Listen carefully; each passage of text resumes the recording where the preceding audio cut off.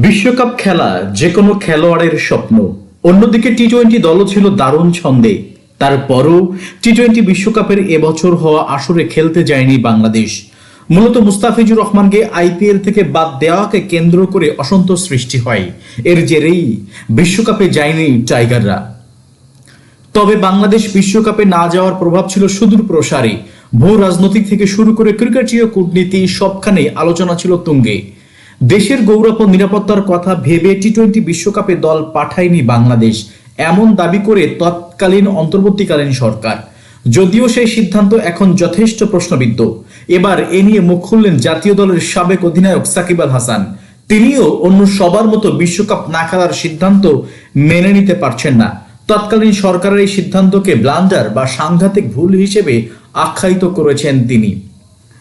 সাকিব বলেন, এটা অনেক বড় ক্ষতি। গোটা দেশ তাদের দলকে বিশ্বকাপে দেখতে ভালোবাসে।